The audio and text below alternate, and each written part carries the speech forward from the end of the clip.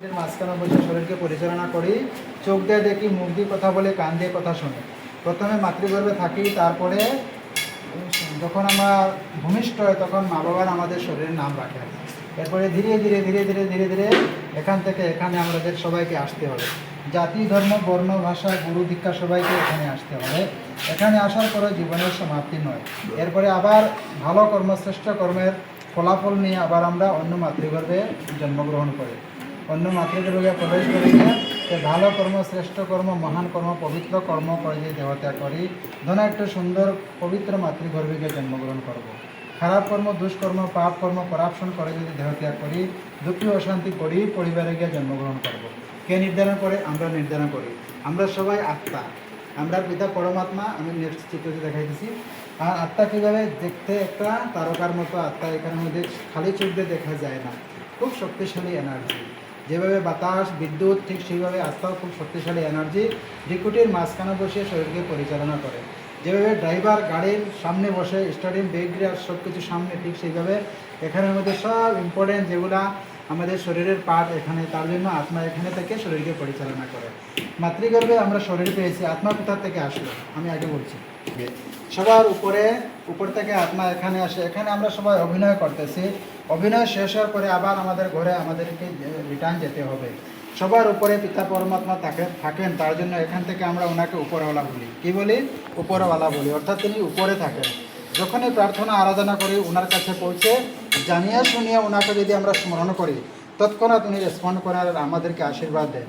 এই জগতের মধ্যে অনেক আত্মারা আছেন, দেব আত্মা, পেগম্বর আত্মা, শ্রেষ্ঠ আত্মা, মহান আত্মা, উনিও পেগম্বর আত্মা, অনেক আত্মারা আছেন। কিন্তু এখানের মধ্যে কেউ নিজেকে ভগবান বলেন নাই।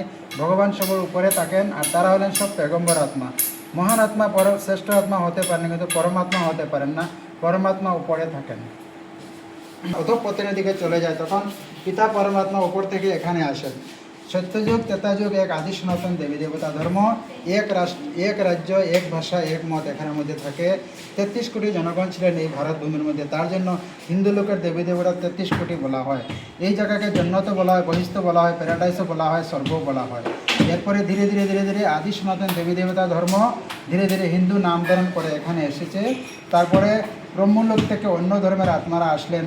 ইব্রাহিমের আত্মা, বুদ্ধদেবের আত্মা, খ্রিস্টের আত্মা, তারপরে হজরতের আত্মা আসিয়া অনেক ধর্ম, মতান্তর সবকে শান্তি, প্রেম, আনন্দের সন্দেশ দিয়া সত্ত্বেও ধীরে ধীরে ধীরে ধীরে কলিযুগ আসলো।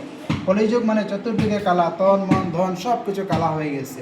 তখন কী হয়েছে? যখন সারা সংসারের মধ্যে বিশাল অ্যাটমিক সব কিছু তৈরি হয়ে গিয়েছে সংসারকে বিনষ্ট করার জন্য, পিতা পরমাত্মা যিনি উপরে থাকেন তিনি 1936 শতাব্দে ধরতিতে আসেন। আসে আবার এক সত্য ধর্ম স্থাপনের জন্য মানুষের ভিতরের যেগুলা কাম, ক্রোধ, লোভ, মোহ, অহংকার রয়েছে, যেগুলো অধর্ম রয়েছে, সেগুলাকে শেষ করে এক সত্য ধর্মের স্থাপনা করতেছেন। 1936 থেকে 2036-এর মধ্যে এই কাজ সম্পূর্ণ হবে। এখন অন্তিম সময়ে শেষ হয়ে নতুন সত্যযুগ আসার পথে। সংসার দিয়েছিলাম, কিন্তু তোমরা কি করেছো? ধীরে ধীরে ধীরে ধীরে তোমরা এইভাবে সংসারকে বানিয়ে নিয়েছো।